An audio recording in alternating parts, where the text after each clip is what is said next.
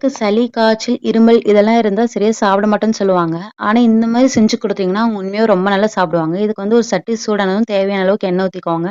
இப்ப இது கூடவே ஒரு முட்டைய உடைச்சு விட்டுக்கலாம். முட்டைய உடைச்சு விட்டதுக்கு அப்புறமேட்டுக்கு, இத அடி பிடிக்காத மாரி இருக்கிறதுக்காக, இது கொஞ்சம் அப்படியே பெரட்டி விட்டுக்கிட்டே இருங்க. அப்பதான் அடி பிடிக்காது.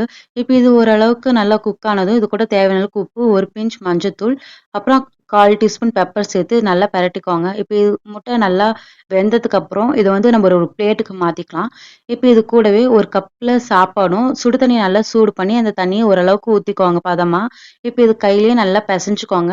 எந்த அளவுக்குன்னா, ஓரளவுக்கு கொழ கொழன்னு சாஃப்ட்டா இருக்க அளவுக்கு சாப்பாட்ட பெனஞ்சுட்டு, இப்ப இது கூடவே எண்ணெய் சேர்த்துக்கோங்க. எண்ணெய் இல்லைன்னா நீங்க நெய் கூட சேர்த்துக்கலாம்.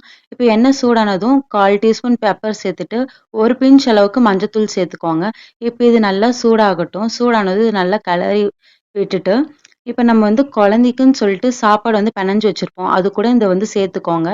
இப்ப தேவையான அளவுக்கு கொஞ்சம் உப்பும் இது கூட சேர்த்துட்டு, இப்ப இது நல்லா பெனஞ்சுக்கோங்க. இது மாரி பெனஞ்சுட்டு, குழந்தைக்குன்னு சொல்லிட்டு நம்ம முட்டை வறுத்து எடுத்திருப்போம். அந்த முட்டையும் இது கூட சேர்த்து வச்சு, குழந்தைங்களுக்கு பெனஞ்சு நம்ம ஊட்டுனோம் அப்படின்னா, அவங்க உண்மையாவே ரொம்ப நல்லா சாப்பிடுவாங்க. கண்டிப்பா இத நீங்க மறக்காம ட்ரை பண்ணி பாருங்க. குழந்தைங்களுக்கு ரசம் சாதம் எப்படி குடுக்குறதுன்னு சொல்லிட்டு பார்க்கலாம். இதுக்கு ஒரு 5 மிளகு எடுத்துக்கோங்க. 1/2 தக்காளி பழம் எடுத்துக்கோங்க. 3 கருவேப்பிலை சேர்த்துக்கோங்க. இது கூடவே 1 1/2 டீஸ்பூன் அளவுக்கு சீரகம் சேர்த்துக்கோங்க. பெரிய பல் பூண்டா இருந்தா 2 பூண்டு எடுத்துக்கோங்க. சின்ன பல் பூண்டா இருந்தா 4 பல் பூண்டு எடுத்துக்கோங்க. இப்ப இதெல்லாம் நல்லா அரைச்சு பேஸ்ட் மாரி எடுத்துக்கோங்க. இப்போ சட்டி சூடானதும் எண்ணெய் ஊத்தி, எண்ணெய் சூடானதுக்கு அப்புறமேட்டுக்கு கடுகு போட்டுக்கோங்க. இது கூடவே 3 கருவேப்பிலையும் சேர்த்துக்கோங்க. இப்ப நம்ம அரைச்சு வச்சிருக்கிறத இது கூட சேர்த்துட்டு, தேவையான அளவுக்கு கொஞ்சம் தண்ணியும் இது கூடவே சேர்த்துக்கோங்க. இது கூட இப்போ 1 பிஞ்ச் அளவுக்கு பெருங்காயம் சேர்த்துக்கோங்க. குழந்தைங்களோட ஜீரணத்துக்கு ரொம்ப நல்லது. தேவையான அளவுக்கு உப்பு சேர்த்துக்கோங்க. இப்ப இதெல்லாம் நல்லா கிளறி விட்டுட்டு, ஒரு 2, 3 கொதியாவது வரணும் ரசம். இப்போ சுடு சாதத்துல அந்த ரசத்த ஊத்தி, குழந்தைங்களுக்கு பெனஞ்சு குடுங்க. நல்லா தாராளமா ரசத்த ஊத்தி பெனஞ்சு குடுத்தீங்க அப்படின்னா, குழந்தைங்களோட சளி, காய்ச்சல், இருமல்லாம் இருக்கும்போது இது குடுத்தா ரொம்ப நல்லது.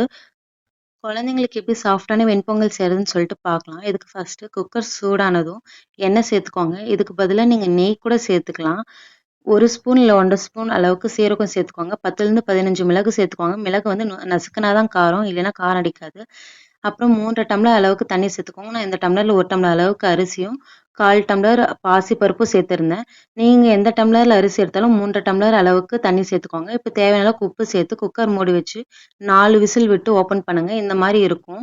இப்ப இது நல்லா கிளறுனீங்க அப்படின்னா, உங்களுக்கு சாஃப்ட்டான ஒரு வெண்பொங்கல் உங்களுக்கு கிடைக்கும். இது குழந்தைங்களுக்கு நீங்க குடுத்தீங்க அப்படின்னா, குழந்தைங்க ரொம்ப ரசிச்சு சாப்பிடுவாங்க. இல்ல சீரகம், மிளகு, மஞ்சத்தூள் போட்டுருக்கனால இது குழந்தைங்களோட இம்யூனிட்டி ரொம்ப பூஸ்ட் பண்ணும். இது குழந்தைங்களுக்கு ரொம்ப நல்லதும் கூட. கண்டிப்பா ட்ரை பண்ணி பாருங்க. நான் நம்ம சேனல்ல ஆல்ரெடி பீட்ரூட் ரெசிபியும், பொட்டேட்டோ ரெசிபியும் போஸ்ட் பண்ணியிருக்கேன். மறக்காம செக் அவுட் பண்ணி பாருங்க. இந்த மாரி நெறைய குக்கிங் வீடியோஸ் பார்க்க நம்ம சேனல் சப்ஸ்கிரைப் பண்ணிக்கோங்க.